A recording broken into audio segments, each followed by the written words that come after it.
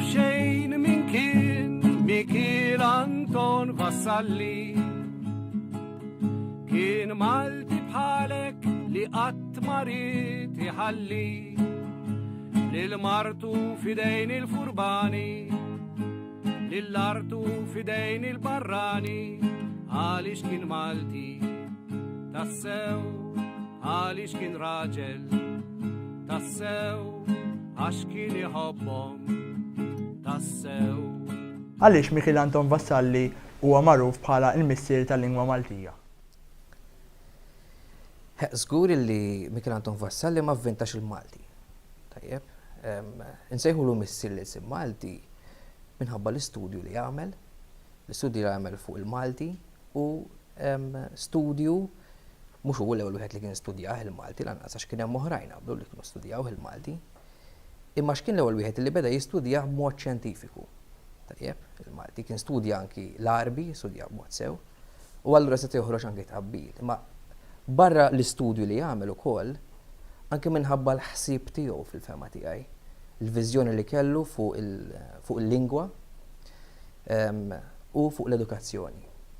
U li dan influenza dal-ħsieb kollu kittieb oħrajn li ġew warajh, edukaturi oħrajn u ħassieb oħrajn u studjużi oħrajn tal-Malti. U mal-punt li semmejt inti, jista' jkun li Vassalli kien magħruf hekk bħala l-missier tal-lingwa il għaliex kien l-ewwel u l-aħħar għalliem tal-Malti fl-Università fis-seklu 19 fl-Università ta' Malta? Fl-Università u kien l-ewwel għalliem u jidher li kien anki l-aħħar għalliem tal-Malti fis-seklu 19 fl-Università. Imma kif edna ġifieri ma kienx l-uniku wieħed illi kien jgħallem il-Malti.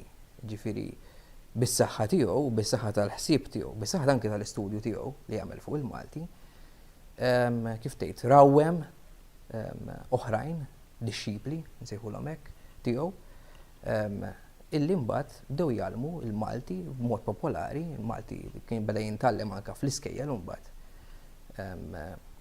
u eventwalment minn hemmhekk bdew joħorġu studenti li bdew jikbru u minnhom infushom mbagħad bdew jsiru għalliema.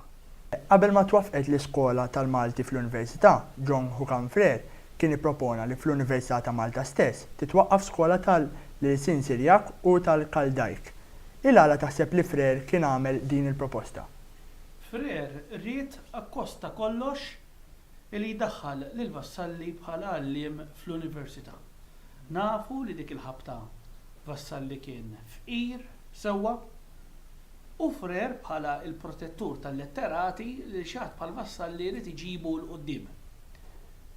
Nafu li Vassalli meta kien Ruma kien jgħallem l-isna semitiċi bħalma huwa l-Arbi, is-Sirjak u l-Kaldajk din jgħidha u stess, ixebbaħ imqar id-dialetti reġjonali Maltin ma dawn l-isna semitiċi kull dialett reġjonali, per eżempju l-Awċi jew ċentrali ma' Kaldajk, ħażebu ċal-Ormi, eżatt.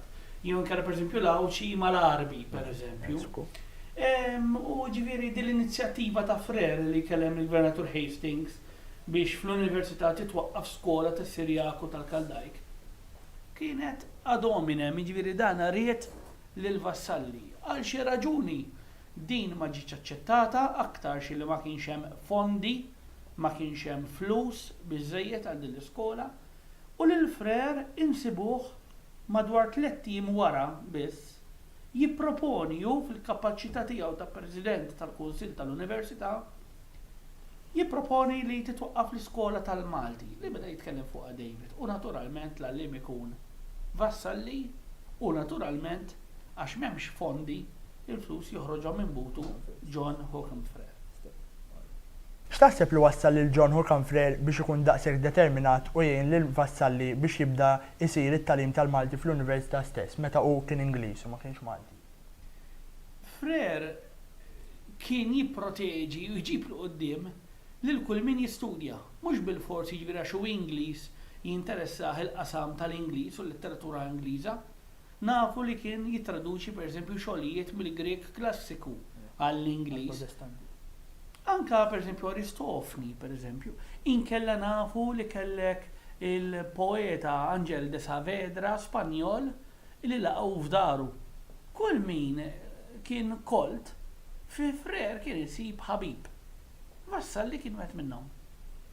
Is-sejba tal-avviż tal-bidu tat-tagħlim tal-Malti tikkonfermanna li Vassalli kien baqa' sal-aħħar jemmen fit-teorija punika.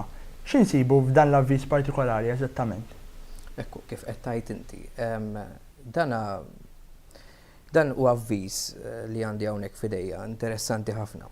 Dana sibni ftit ta' żmien ilu, konna qegħdin nagħmlu riċerka propjament fuq Fortunato Panza Vecchia,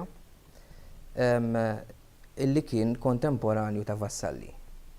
Issa dan Panza Vecchia huwa interessanti għaliex sibna illi hu kien is-segretarju tal-Kunsill tal-Università dak iż-żmien.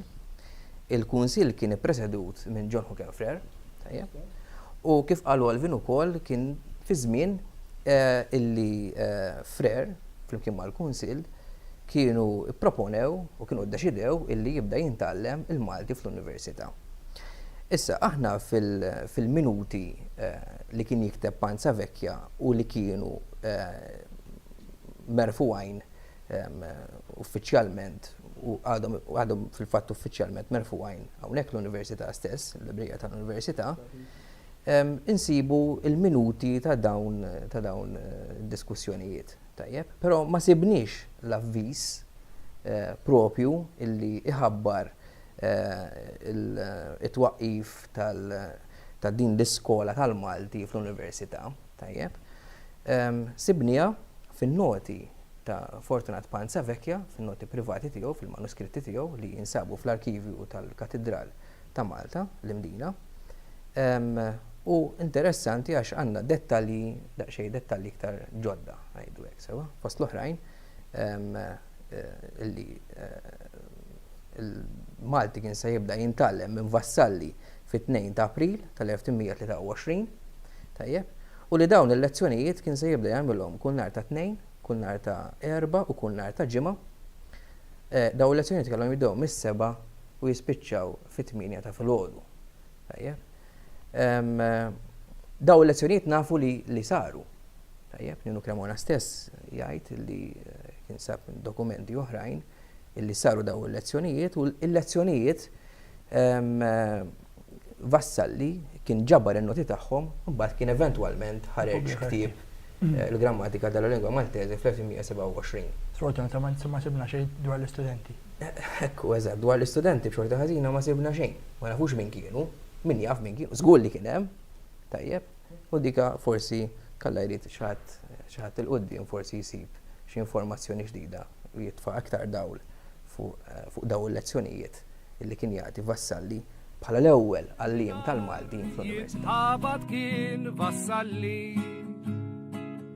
għax frasu kellu ħsieb li qatt ma jfalli jisbaħ jum il-Malti ikunu ħilsa u maqudin għal Malta isbaħ tassew.